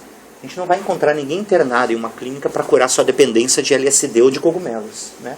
Ainda que possam ser substâncias eventualmente perigosas por outras razões, né? Mas não pela produção de dependência. A gente não encontra na literatura isso. E, no entanto, entra tudo no mesmo balaio, assim. Então, se perde com o passar do tempo essa perspectiva da diferença, que é muito importante. Eu ia lembrar que a gente tinha falado outro dia também que, às vezes, também, a partir dessa questão dos efeitos, também se diz também que as pessoas usam drogas porque é uma forma inconsciente de se matar também, né? Às vezes é de viver de modo absolutamente sair de si, né? Sair de si, expandir os limites do corpo e da mente, né? E que pode, enfim, dar problema. Pode dar problema. Do mesmo jeito que tem um filme lindo do Herzog, onde ele é um documentário trágico e lindo ao mesmo tempo, onde ele filma um encontro absolutamente potencializador e trágico entre um cara que fazia saltos ornamentais com esqui e uma plateia absolutamente encantada com o fato de que esse cara tenta cada vez mais ultrapassar os limites, assim. E em determinado momento do filme começa a ficar nítido que aquilo vai dar merda, sabe? E, no entanto, tem ali algo que potencializa. Quer dizer, cada salto mais ousado que ele dá, a plateia delira mais, esse delírio da plateia empolga cada vez mais esse cara, e chega um determinado momento do filme que fica óbvio, e não é um filme de ficção, é um documentário, e chega óbvio que, a partir de um determinado momento do filme, tu cai a ficha e você se dá conta, cara, e não dá outra, o cara de fato morre. De fato morre. Então é isso. Mas daria para dizer que será que é só o impulso de morte que vai explicar isso? Será que é só isso? Ou será que tem ali uma coisa de querer viver, sabe, sentir essa experiência vital num patamar tal que, né, onde vida e morte começam até a se encontrar, inclusive, né? Mas simplesmente falar de pulsão de morte às vezes pode ser redutor mesmo, né? Talvez reduza, talvez seja uma forma redutora. Como é que é o nome desse documentário? Eu não me lembro. Mas assim, tem uma cena dele, Pedrão, que está na capa daquele livro do Deleuze sobre Foucault. Aquela capa é uma cena do filme. Imaginei. A capa é uma cena. Eu não me lembro o nome do filme agora, me fugiu. Mas, gente, então a gente fez uma longa digressão aí quando a gente entrou no século XX, né? E aí no século XX também entra o ponto que eu queria chegar nessa história, e eu quero entrar nele para poder preservar um tempo até para a gente conversar um pouco mais. Que é o momento, que é o momento onde a gente vai poder encontrar aquilo que eu chamo de o primeiro nascimento da redução de danos. Eu brinco que a redução de danos ela nasceu 3 vezes. O primeiro nascimento da redução de danos, início da década de 20, Londres.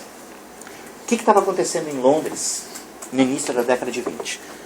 Né? Os ingleses, né, é curioso isso, do mesmo jeito que os americanos sempre usam as suas guerras para expandir tecnologia dura, os ingleses sempre usaram o pós-guerra para expandir tecnologias leves, principalmente no cuidado, tecnologias leves de cuidado.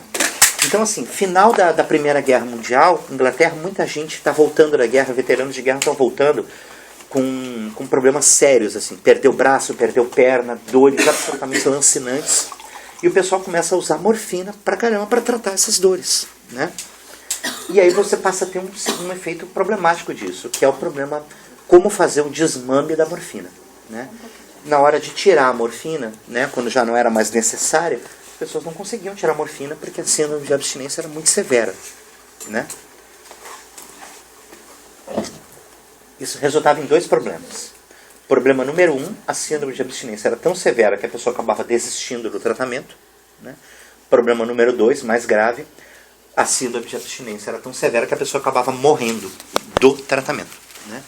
É algo que na realidade brasileira a gente vai ver acontecer, por exemplo, com alguns alcoolistas severos que vão demandar uma desintoxicação em ambiente hospitalar, né? Em alguns casos severos de alcoolismo, se você tentar fazer essa desintoxicação sem um suporte hospitalar, a pessoa pode inclusive chegar à morte, isso pode acontecer, né? Então, das drogas que circulam no Brasil, o álcool é que tem essa síndrome de abstinência mais severa. Não é o crack como se pensa, né? É o álcool, a síndrome de abstinência mais perigosa, né? Então, é com isso que os caras estão lidando na Inglaterra no início dos anos 20. E aí, inicialmente, num contexto teórico, os caras elaboram uma teoria. Os caras pensam o seguinte: e se nós descobríssemos uma substância que pudesse, de algum modo, amenizar esses efeitos colaterais, que pudesse substituir a morfina, que a gente pudesse retirar a morfina e entrar com uma outra substância que tornasse possível as pessoas lidar com esse desconforto, com esse risco da síndrome de abstinência, né? Será que isso... E os caras resolvem tentar. A primeira tentativa foi problemática porque eles resolveram usar uma substância que era ainda muito pouco conhecida na época, e que era apresentada por alguns laboratórios como um substituto menos viciante da morfina. Essa substância se chamava heroína, né? Essa primeira experiência foi uma catástrofe porque se descobriu nessa experiência e ao longo do tempo que era o contrário, que a heroína, na verdade, ela era uma substância muito mais suja, com muito mais efeito colateral e muito mais indutora de relações de dependência do que a própria morfina. Ou seja, em todos os aspectos ela era pior, né? Mas na época não se sabia. Isso sepultou a ideia, né, de procurar uma substância? Não. O pessoal disse, olha... E aí eu sempre compartilho essa brincadeira.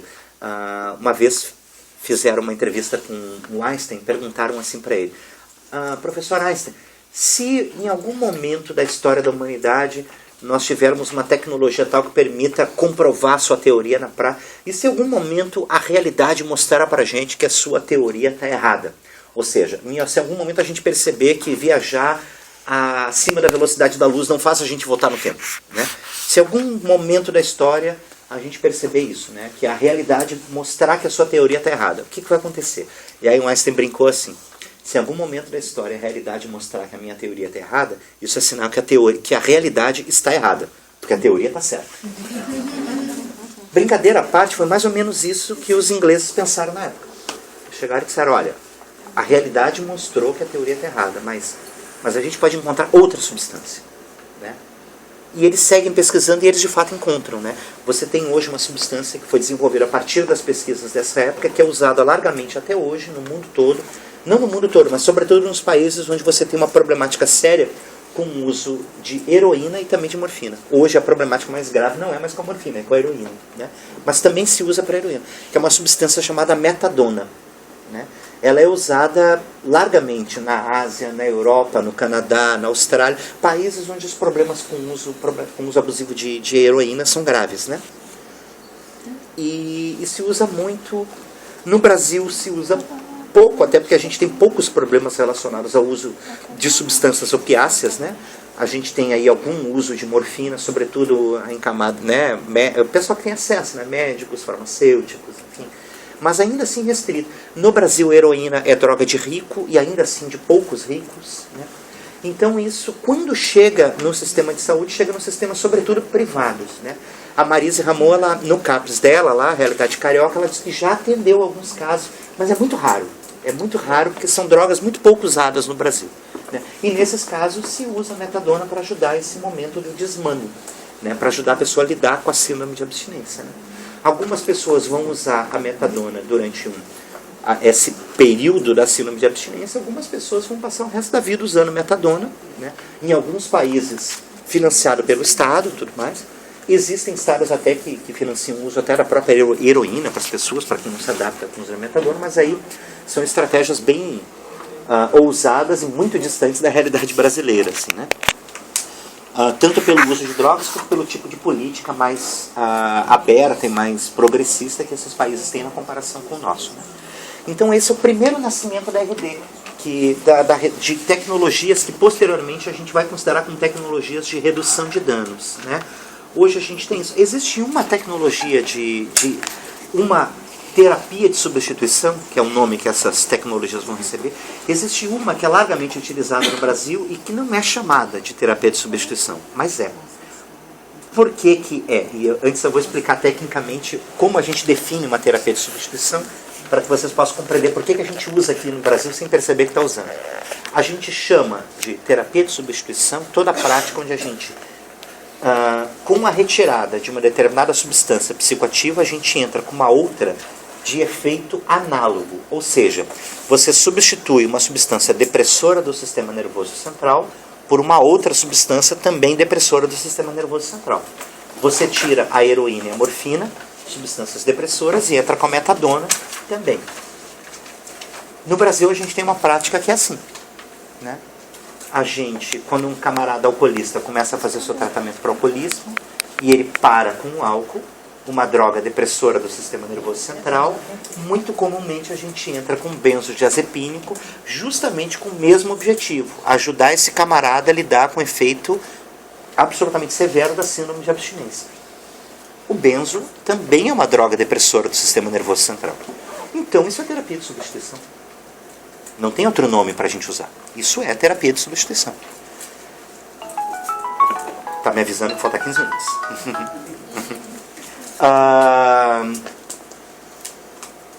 Denis, maconha por crack é terapia de substituição? Tecnicamente falando, não. Não por quê? Porque o crack é uma droga estimulante do sistema nervoso central, a maconha é uma droga ou depressora ou perturbadora, dependendo da cepa, dependendo de onde ela foi plantada, de como foi plantada. Às vezes é um misto das duas coisas, né? Perturbador não do mesmo jeito de um cogumelo, de um ácido, porque ela não dá alucinações, tudo, mas ela pode eventualmente alterar a nossa relação a relação que a gente tem com o relógio. Às vezes, se passaram 5 minutos, a gente pensa que passou meia hora, 1 hora. A maconha pode produzir esse tipo de efeito, né? Diga. Quem faz o uso associado, que a gente chama lá, os pacientes chamam de choquito. Eles sim. fazem o cigarro e aí eles mesclam crack com maconha. O que predomina? Qual o sintoma? Nenhum dos dois. Predomina um terceiro efeito, que é uma mistura dos dois. Predomina. Você tem inclusive tem um trabalho muito bonito de uma antropóloga aqui de Salvador, a Luana Malheiro, antropóloga e DJ. A Luana, ela vai dizer que essa é uma estratégia de redução de riscos, porque ela ajuda a diminuir um dos efeitos colaterais do crack, que é a paranoia. Né? Quando a galera associa maconha e crack, a paranoia, ela ou desaparece ou fica muito menor. Né? Mas é um terceiro efeito, né? Luana Malheiro.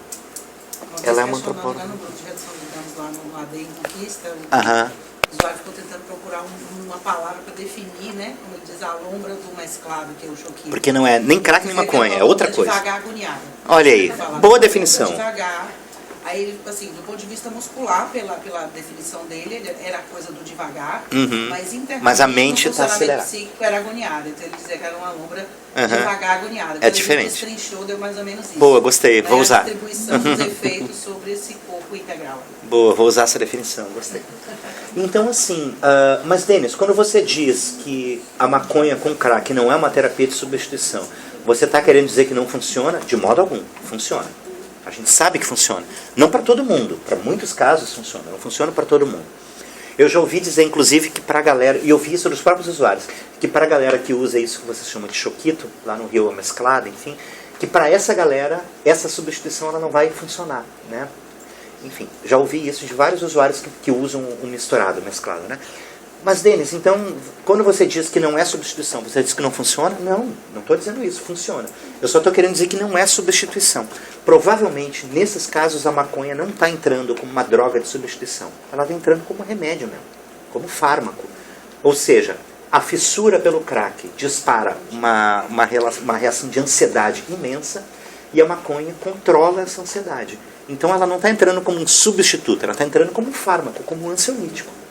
como o ansiolítico. Então a redução né? se dá só se as medicações forem de formas análogas, ou seja... É isso, exato, a gente só pode chamar de terapia de substituição quando tem efeito análogo.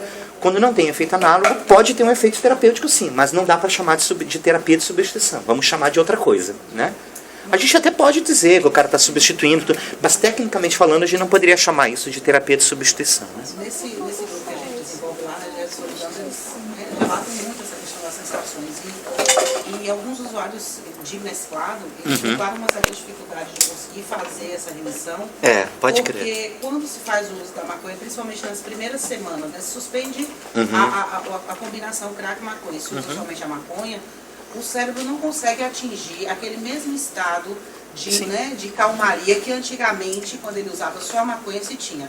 Mas alguns que persistem e já trazem a experiência, com 2, 3 semanas já começam a sentir novamente, de forma otimizada, essa sensação da maconha. E uma outra observação que eles trazem também é que o uso da maconha prensada, que é a maconha com adição de amônia, que já é uma questão de conservação para armazenamento, né, para que a maconha não mofe.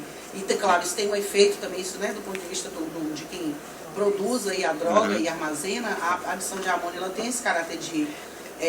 eu vou explicar, não existe adição de amônia na maconha, mas continua, eu já explico isso. Na verdade, nem um banho de maconha, né? Não. De amônia, né? Isso é o relato normalmente que eles fazem pelo cheiro. Eu já explico isso, mas traz. E eles falam assim, que a prensada, eles têm dificuldade, porque a prensada fica um gosto na boca semelhante ao mesclado. É horrível. Quem já fumou sabe, o gosto é pavoroso. Eles falam, essa daqui tem banho de amônia, né? Porque tem um cheiro bem forte, né? De fato tem amônia.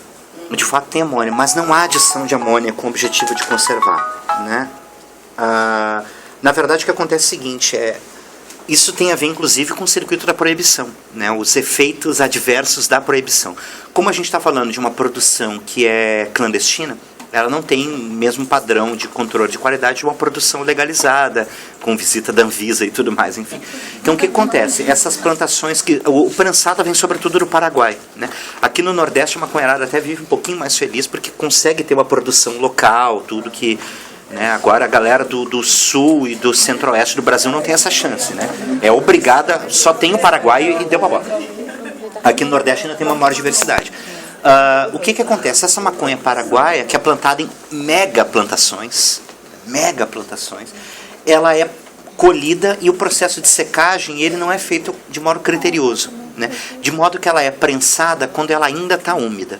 Então não é que se adiciona, de fato ela tem amônia, né? Por um lado a sua descrição está correta, mas ela tem amônia, mas não é que se adicione amônia. A amônia ela resulta do próprio processo químico natural de uma planta que não foi secada corretamente, que é prensada.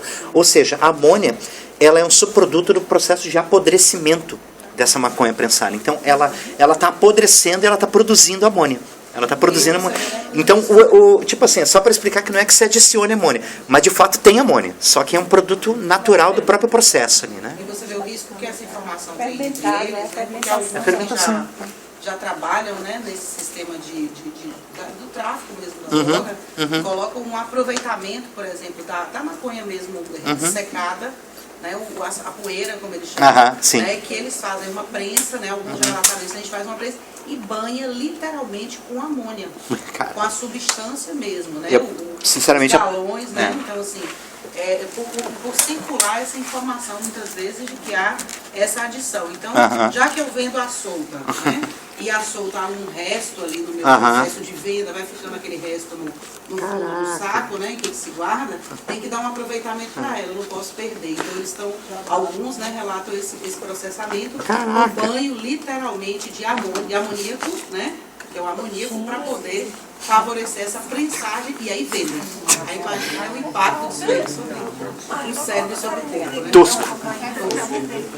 Exatamente. Isso, eles pegam o resto, mas vai fazer um beneficiamento. Como é, Nana? É igual a farinha de trigo na cocaína. Total. Ou maisena. Quando é farinha de trigo ele é bom, pior é quando coloca ácido acetil, tem um monte de gente que é alérgica. Eu na minha época de cheiradora tinha sérios problemas com isso, assim. Eu sabia quando tinha aspirina porque meus olhos ficavam horríveis, assim. E tem gente que tem problema sério de alergia. Relacionado à terapia de substituição, essa questão também, para quem usa álcool. E aí a gente percebeu, pelo menos a experiência que eu tenho, que eles estão pelo mecanismo mesmo de ação da medicação, com o uso associado. Outra redução de danos, né? Terapia de substituição. Final dos anos 70 e início dos anos 80, o segundo nascimento da RD. Onde? Holanda. O que estava acontecendo em Amsterdã no final dos anos 70 e início dos anos 80? Uma epidemia de hepatites virais entre usuários de drogas injetáveis, né? E suas redes de relação. A galera diz, caramba, o que está acontecendo? As autoridades sanitárias de Amsterdã incentivam a organização dos usuários de drogas, chamam a galera para o debate, e na conversa o pessoal entende o que está acontecendo. Os usuários explicam, o que acontece é que a gente não consegue comprar seringa. Né? Pô, mas não consegue comprar seringa por quê? Porque você sabe, né? Os holandeses eles têm duas características. Característica número 1, que é histórica, né? Respeito profundo às liberdades individuais, né? Isso desde priscas eras, né? Característica outra também histórica, o capitalismo avançado, né? Então, falta de grana nunca foi problema para esse povo, né? Então não era por falta de grana que eles não conseguiam comprar seringa. Por que vocês não conseguem comprar seringa? A gente não consegue comprar seringa porque os farmacêuticos não vendem, né? Não vendem por quê? Provavelmente pelas melhores intenções do mundo, né? De boas intenções o inferno está cheio, né? Provavelmente porque o pessoal achava que, se não vender seringa eles não vão usar. Só que eles usavam. E usavam com as poucas seringas que haviam na roda, né? Compartilhavam a seringa passa, o vírus fica, né? Aí a galera começou a se infectar. E aí o pessoal começa a ensinar, então vamos pensar uma estratégia para lidar com isso, né? Pô, a gente até pode investir na capacitação dos farmacêuticos, mas isso vai demorar. A gente precisa de algo rápido, até porque hepatite é uma doença seríssima, enfim, né? E aí os próprios usuários dão uma ideia. Eles dizem, e se o governo desse seringa pra gente? E aí é muito bacana a gente pensar naquele texto do Paulo Freire que vocês lembram. Lembra daquele momento que o Paulo Freire problematiza a questão do basismo, né? Que a gente não pode esquecer. A gente tem que dialogar com o saber popular, a gente tem que respeitar, tem que considerá-lo um saber, mas a gente não pode abrir mão do saber técnico, né? Foi exatamente isso que aconteceu nesse encontro entre os técnicos sanitaristas de Amsterdã e os próprios usuários de drogas. Houve um diálogo, onde um saber encontrou o outro. O que os técnicos de Amsterdã sabiam? Eles sabiam que o vírus da hepatite ele é muito resistente. Então, assim, uma seringa solta, uma seringa contaminada com vírus de hepatites virais solta no meio ambiente, essa seringa ela continua infectante por um bom tempo. Diferente do vírus da AIDS, que ele só é provalecido quando ele está no nosso sistema sanguíneo. Fora do nosso sistema sanguíneo, qualquer soprinho de ar mata o vírus, o HIV. Né? Ele é muito frágil fora do nosso organismo. Fica 15 dias sequinho no sangue lá e ainda infectante. E aí as autoridades sanitárias de Amsterdã sabiam que aumentar a quantidade de seringas significava aumentar a quantidade de material infectante solto nos parques, nas praças. Enfim. E aí surge essa segunda ideia. Os caras dizem, não, a gente não vai dar seringa, a gente vai trocar seringa. Né? E aí emerge essa ideia que Domiciano Siqueira, que é um camarada histórico da redução de danos no Brasil, ele costuma exemplificar com um texto quase poético. Ele diz assim, então os usuários de drogas traziam para a gente uma seringa cheia de sujeira, cheia de vírus, cheia de bactéria, cheia de doença, e a gente devolvia para eles uma seringa cheia de responsabilidade. Responsabilidade tanto consigo mesmo, quanto com relação ao contexto ao seu redor. Porque eu não vou jogar essa seringa solta no mundo, eu vou trocar, eu vou depositar numa Descartex, que é a realidade mais brasileira, enfim. Né? Então assim surge isso que eu chamo de o segundo nascimento da redução de danos. Quando o vírus da AIDS, né? Isso. E nessa perspectiva, eu diria que ainda numa perspectiva que eu chamaria, pegando na mão do Sérgio Arouca, eu ainda chamaria isso de uma perspectiva preventivista, que era extremamente importante. Né? Mas a gente vai perceber daqui a pouco um terceiro nascimento da RD, que acho que é o momento atual que a gente está. Né? Bom, então essa tecnologia preventivista, e tem aí um teor, quando eu me pego na mão do Sérgio Arouca para falar isso, tem um certo teor de crítica, mas era absolutamente importante uma tecnologia preventiva nesse contexto histórico. Né? Então isso começa a se espalhar pelo mundo junto com a epidemia de AIDS. Os países que mais rapidamente superaram as suas polêmicas e conseguiram assumir essa tecnologia foram também, isso não é coincidência, né? Foram também os países onde a epidemia de AIDS nunca decolou por completo, né? Como a Austrália, como a Inglaterra, Canadá, tudo. Você vai comparar com os países que tiveram maior dificuldade de lidar com seus dilemas morais e moralistas, e foram justamente os países onde a epidemia... Né?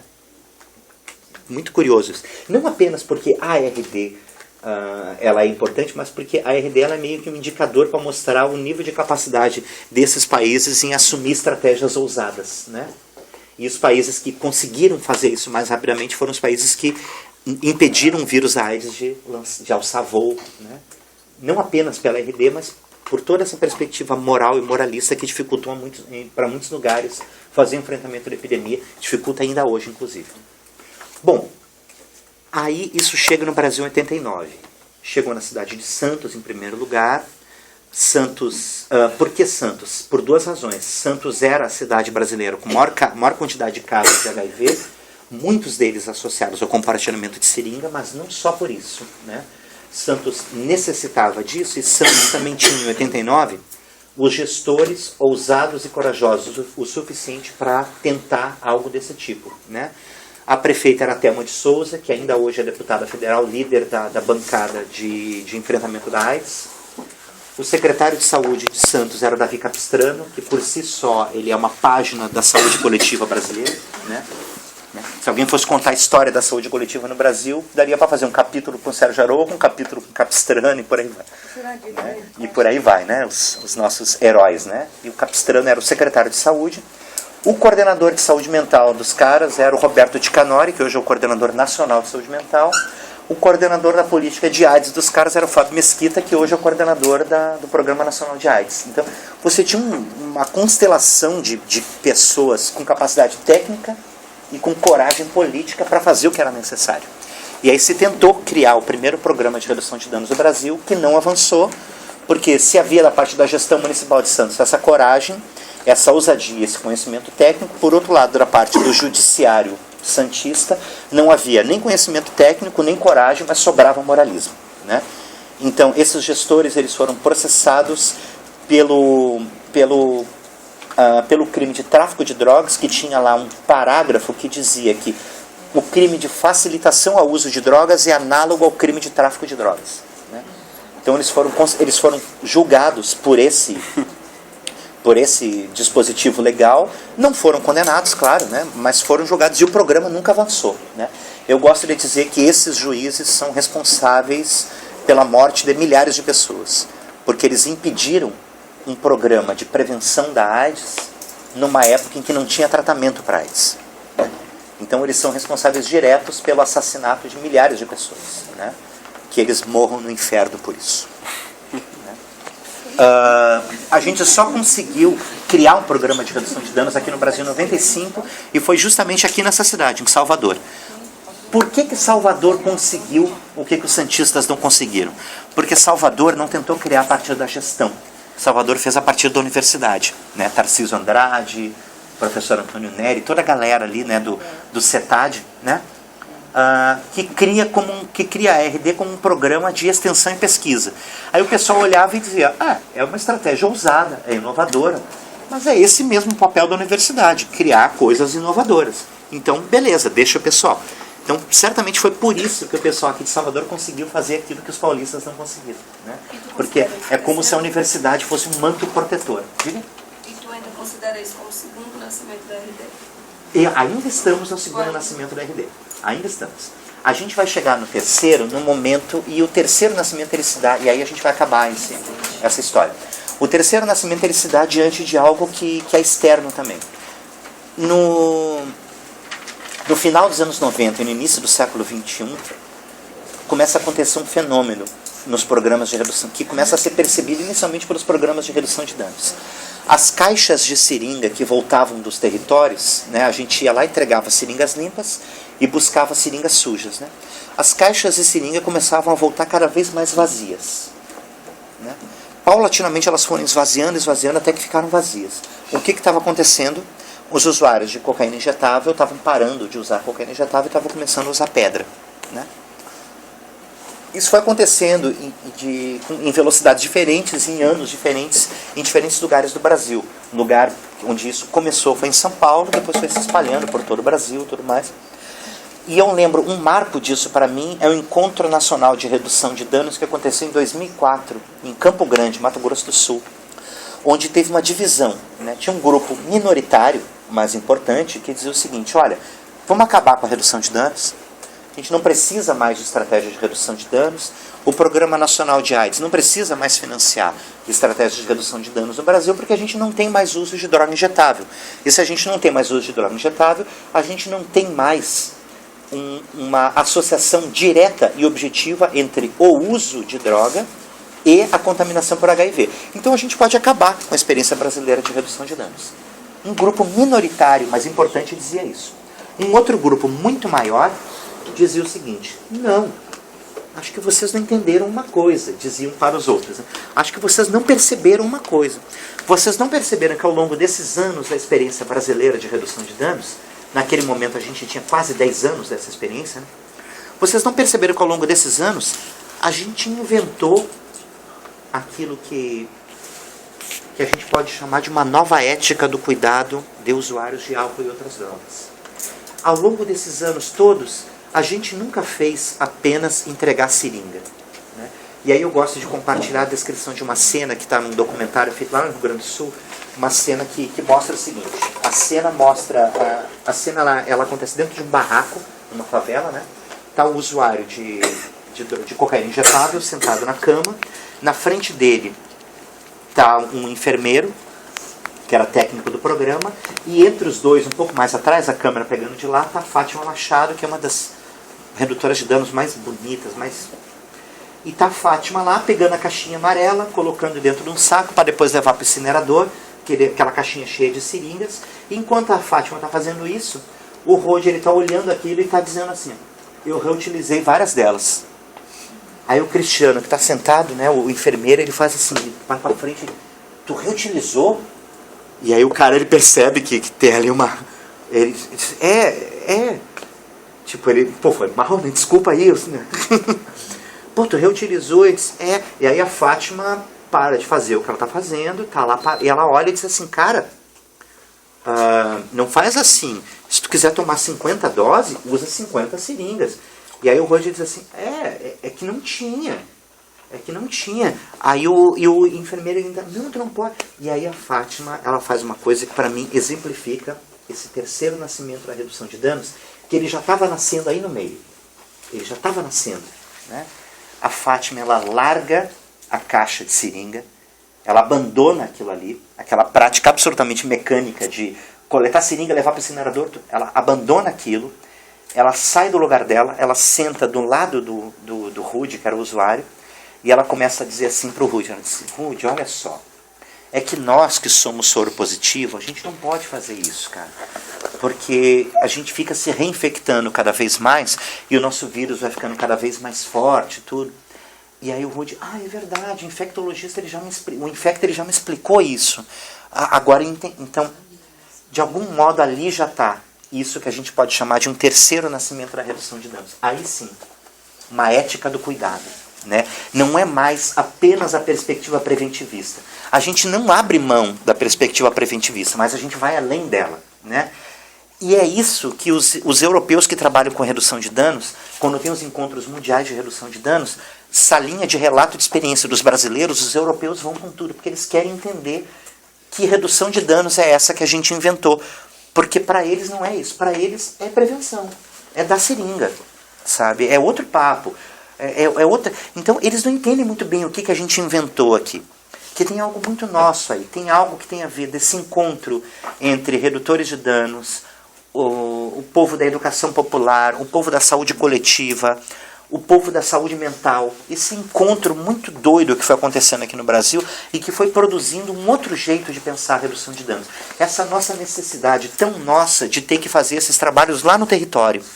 Lá no território. Por quê? As primeiras tentativas aqui no Brasil era de fazer a troca de seringa nas unidades básicas de saúde. Mas quando a gente tentava convencer os usuários de droga disso, eles olharam o quê? Eu lá no postinho, o postinho onde tem a CS, que é vizinha da minha mãe? Não, lá eu não vou. Tem até um guardinha na porta do posto. Eu é que não vou lá. Né? Então, rapidamente, a gente teve que inventar, até por vulnerabilidades nossas, até pelo fato de que a cidadania no Brasil ainda é um projeto em construção, Né? Porque na Europa, quando você diz assim, cara, você pode ir no postinho fazer a troca de seringa, o cara sabe que ele realmente tem esse direito. Né? Aqui no Brasil você precisa provar para as pessoas que elas são cidadãs, porque elas em princípio elas sabem que não são. Não, mas você vai ter esse direito, e o cara olha para você e diz assim, meu nego, fala sério, cara, não é real. E muitas vezes a gente sabe que eles estão cheios de realidade, cheios de verdade mesmo. Muitas vezes eles realmente vão ter dificuldade em fazer isso. Né? Então, até por nossas dificuldades, a gente acabou inventando uma RD que é muito mais potente, muito mais viva, muito mais complexa do que as experiências europeias. Assim. Até pelas nossas dificuldades. Olha que interessante isso. Né? E aí a gente tem esse terceiro momento, isso que eu chamo de um terceiro nascimento da RD, que é o momento em que a redução de dano se transforma em uma ética do cuidado. E aí eu costumo dizer o seguinte, gente, hoje em dia, sempre que a gente aceitar o desafio de cuidar de uma pessoa que não consegue, ou até mesmo que não quer parar de usar, e ainda assim a gente não manda essa pessoa embora. Por exemplo, vocês dramatizaram o caso do seu João, que chega podre de bêbado no posto de saúde, com um bicho de pé, incomoda todo mundo, e mesmo assim, não sei, imagino que na dramatização de vocês, o seu João foi atendido, não é? Em todos os lugares onde a gente fez até hoje, o seu João foi atendido. Antigamente não seria, gente. Antigamente não seria. Isso é essa ética da redução de danos se espalhando para todos os lugares. Então, assim, às vezes a gente acha que não está trabalhando com redução de danos, mas quando a gente pensa em RD a partir de uma ética do cuidado, a gente pode entender que essa ação tão óbvia, mas que não é óbvia na história do cuidado para o usuário de drogas, né? Essa coisa tão óbvia que é acolher o seu João, apesar do fato de que ele está bêbado, né? Isso é uma ação de redução de danos. Né? Ô, Denis, e no nosso grupo, é interessante que quem convenceu a equipe foi o agente comunitário de saúde devido ao vínculo. Massa, pode crer. Então é isso. Por exemplo, uma equipe de saúde da família para a qual eu dou supervisão lá no Rio de Janeiro, né? Tinha um caso de um camarada usuário de cocaína, de álcool, severo, enfim. Mas a questão do cara é que o cara tá com uma pedra no rim, cara, tem cálculo renal. Né? E aí a questão pra gente era essa. Cara, nesse momento a gente não tem que tocar no assunto cocaína e álcool. O cara tem uma questão urgente aqui. Né? Então é isso. E isso parece tão óbvio, mas isso na história do cuidado de usuários de drogas, isso não é óbvio. Na história isso não é óbvio. A história é o seguinte, se você quer parar, a gente ajuda. Se você não quer, vai embora, repense, quando você quiser, você volta aqui. Hoje em dia não, a gente aceita esse desafio. Pelo menos a gente tem essa diretriz do cuidado. A gente aceita esse desafio. Olha, você não quer pensar, você não quer parar, você não quer problematizar o seu uso de álcool, não tem problema. Vamos cuidar daquilo que você quer, daquilo que você pode, daquilo que você precisa. Né? Que é o caso do seu João. Vamos cuidar desse bicho de pé. Né? Aí, claro, com o passar do tempo, a gente vai abrir espaços para que essa questão possa emergir, para que a gente possa construir relações de vínculo, de confiança, até chegar ao ponto onde talvez seja até possível problematizar isso também. Né? Mas a gente não vai colocar isso como condição. É o que os cristãos costumam chamar de acolhimento incondicional. Você não coloca uma condição para o acolhimento. Não, eu só vou acolher você se... Não tem se. Eu vou acolher. Eu quero... É o bicho de pé. Beleza, vamos acolher o bicho de pé. Né? Eu acho que era o Winnicott que dizia, ou era Bion, a galera psi me ajuda, que fala lá pelas tantas, acolher, acolher, acolher sempre. Né? É um dos dois, ou Bion ou Winnicott, que dizia isso. Então, se o cara traz violência, eu vou acolher a violência. Não no sentido de que eu vou deixar ele bater na minha cara, mas no sentido, é isso que você está trazendo, é com isso que eu vou trabalhar. Né? Você está trazendo o bicho de pé.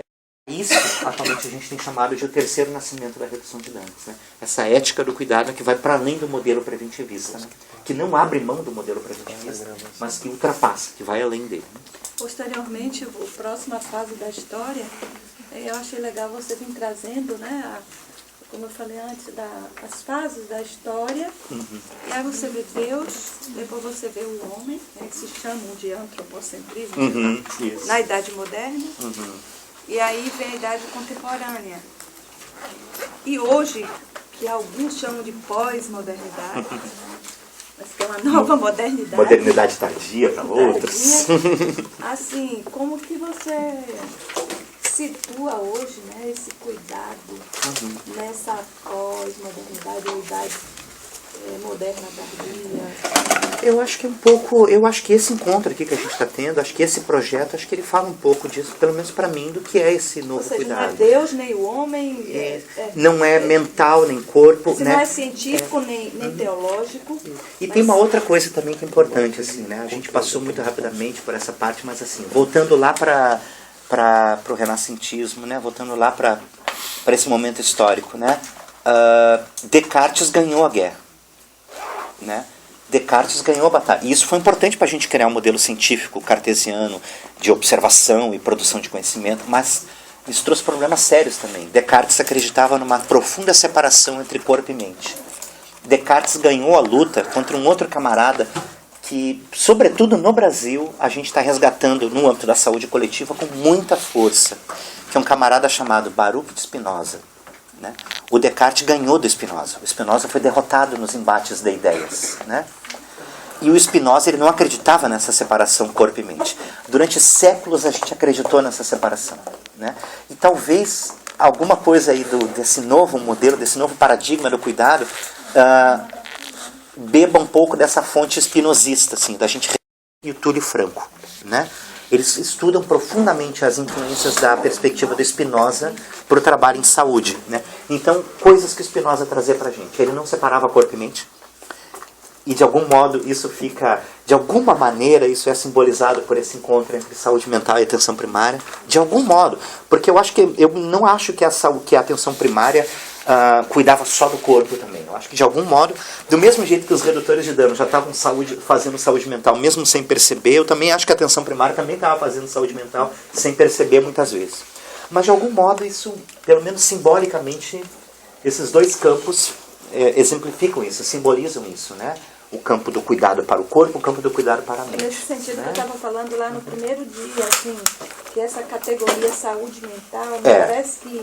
Está fadada a desaparecer, né? com a evolução da espécie. Perspectiva, né? Da mente. Quem sabe? Tem outras contribuições do Spinoza que acho que são absolutamente poderosas para a gente pensar o trabalho em saúde no século XXI. O Spinoza ele dizia que ele desconfiava das estruturas profundas e imutáveis e intransponíveis. E ele acreditava muito no encontro.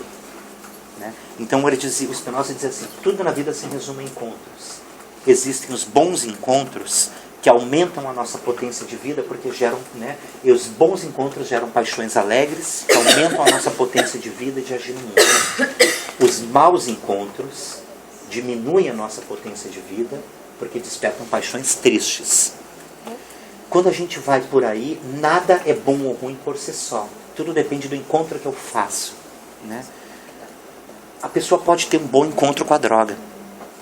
Né? Existem muitas pessoas que nos escrevem bons encontros com as drogas, encontros que despertaram paixões alegres e aumentaram sua potência de vida. E existem muitas pessoas que são justamente aquelas que vão demandar o nosso cuidado, né? Que fazem um mau encontro com a droga. Esse mau encontro desperta paixões tristes que diminuem a potência de vida. E é possível até mesmo em diferentes momentos da vida eu fazer bons ou maus encontros. Quem de nós nunca teve momentos super gostosos com álcool e teve outros dias em que por alguma razão passou mal, vomitou, teve ressaca? Então, nós mesmos ao longo da nossa vida a gente pode eventualmente fazer bons ou maus encontros. Né? As pessoas que vão demandar, os usuários de drogas que vão demandar os nossos cuidados são aqueles que tiveram um mau encontro muito duradouro com a droga. E também é muito importante a gente pensar também o seguinte, que o cuidado em saúde também se dá no encontro. Né? Nós também podemos fazer bons ou maus encontros com os usuários de serviços. Né? Esses bons ou maus encontros também podem despertar paixões alegres ou tristes que podem aumentar ou diminuir a nossa capacidade de agir no mundo. Então, me parece que uma das coisas, né, isso tem sido cada vez mais discutido, sobretudo aqui no Brasil, né? E acho que talvez um dos faróis que conduzem, claro que não é só né? Mas uma das luzinhas que vai nos ajudar a construir um caminho alternativo para o século XXI talvez seja, por exemplo, a gente, não digo romper com o modelo cartesiano, porque ele traz informações importantes, ele não é esquecer, não é jogar fora o bebê com a água do parto, né? Então é preservar o que tem de bom, mas ir além disso. E acho que é isso, é romper um pouco essa separação corpo e mente. Acho que se a gente for beber na fonte do Spinoza, acho que tem muita coisa bonita aí para a gente aproveitar e talvez seja uma das fontes inspiradoras para o cuidado no século XXI. Assim. Claro que não é a única, mas é uma das perspectivas que eu particularmente gostaria de compartilhar. Assim. Até porque uma das características do século XXI também é essa. Assim. Aí Edgar Morin é um outro cara que vai ajudar a gente a pensar nisso, a perspectiva da complexidade.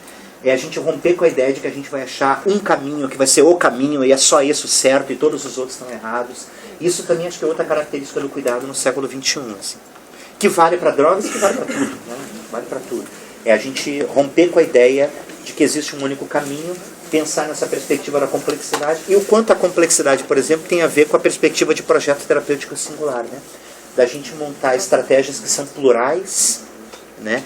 que são mosaicos, né? Que são mosaicos que pegam um elemento daqui, dali, da colar, tudo, né? Então acho que tem várias coisas aí que já são apontamentos do que quem sabe virá, né, para os novos tempos. Enfim, acho que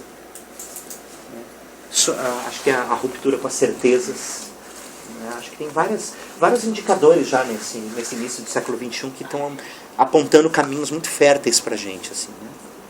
É um momento de crise muito grande e essa crise é boa. Gente, era isso que tinha para compartilhar.